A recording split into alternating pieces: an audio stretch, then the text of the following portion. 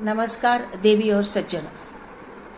भगवान के मंदिर में या जहाँ कहीं भी हम भगवान की मूर्तियाँ पूजा के लिए रखते हैं तो वो मूर्तियों की रचना किस तरह से चाहिए, उनके सामने नतमस्तक होते हैं तब क्या नियम पालन करना चाहिए, जब हम मंत्र मनते हैं, पूजा करते हैं, ध्यान करते हैं, उसके लिए कुछ नियम है। वो नियम हम कैसे पालना, इसके 23 नियम है। 23 नियम में मैंने पहले 8 नियम आपको इसमें YouTube में डाले हैं। अब बचे नियम अभी 8 डालूंगी और उसके बाद 7 नियम डालूंगी। तो सुनिए ध्यान से, ये सुनना चाहिए इसको, ऐसा मुझे लगता है। तो देव देवताओं की मूर्तियाँ या फोटो के चेहरे कभी भी दक्षिण दिशा या एक दूसरे के सामने क्यों नहीं रखने चाहिए। इसका उत्तर है, उनकी तेज की लहरी स्पंदनें सामने फेंकी जाती है जिससे शत्रुत्व का दोष लगता है, इसलिए ये एक दूसरे के सामने फोटो या मूर्तियां नहीं रखनी चाहिए। दूसरा प्रश्न है, 10वां प्रश्न है, विष्णु के मस्तक पर चढ़ाया फूल मनुष्य अपने मस्तक पर क्यों नहीं रखने चाहिए। इसका उत्तर है, फूल देवताओं के पवित्रक है। विष्णु तत्व और चैतन्य उस फूल में आता है, वह शक्ति स्वरूप हो जाता है।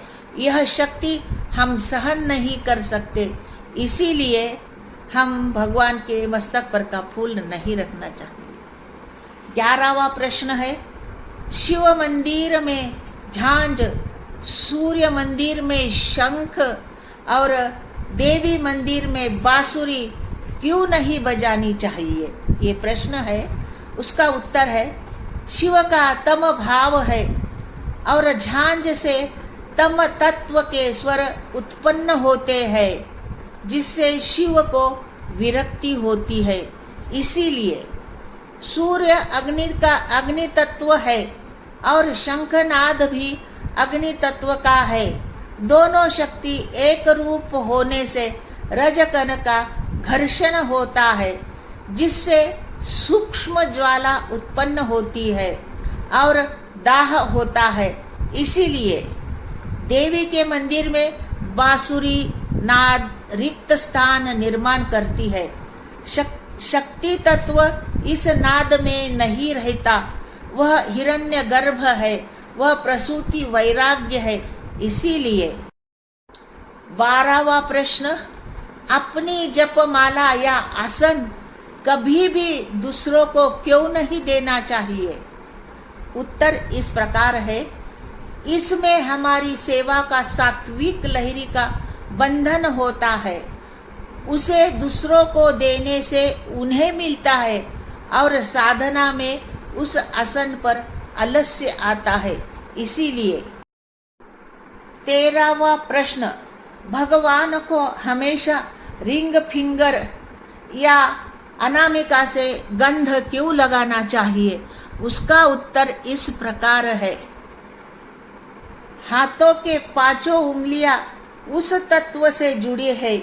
अंगूठा आत्मा से जुड़ा है, तर्जनी भीतर से जुड़ी है, मध्यमा हम स्वयं से जुड़ी है, अनामिका देव से जुड़ी है, कनिष्ठा या छोटी उंगली ऋषि से जुड़ी हुई है।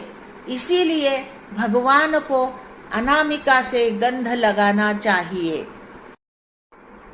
14वां प्रश्न, दीपक में हमेशा 1, 3, 5 और 7 जैसी विषमवाती क्यों होनी चाहिए, सम क्यों नहीं।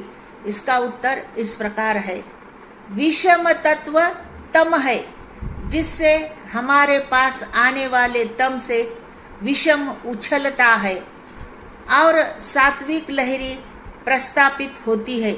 इसीलिए 15वां प्रश्न, अंग पर फटे कपड़े कभी भी क्यों नहीं पहनने चाहिए। इसका उत्तर इस प्रकार है, पितरों को दोष लगता है, इसलिए फटे कपड़े नहीं पहनना चाहिए। 16वां प्रश्न, दहलीज पर बैठकर क्यों नहीं छींकना चाहिए? उत्तर, दहलीज मूलतः बैठने के लिए नहीं है, वहाँ सभी तीर्थ बैठते हैं।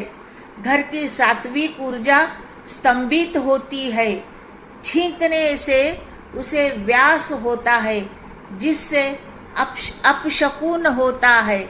इसीलिए अगर हो जाए तो पानी उस व्यक्ति पर छिड़कना चाहिए। तो ये हो गए आज तक के 8 से 16 प्रश्न। 8 प्रश्नों के उत्तर आपको मिले। धन्यवाद। मेरे चैनल को सब्सक्राइब करो, लाइक करो, शेयर करो।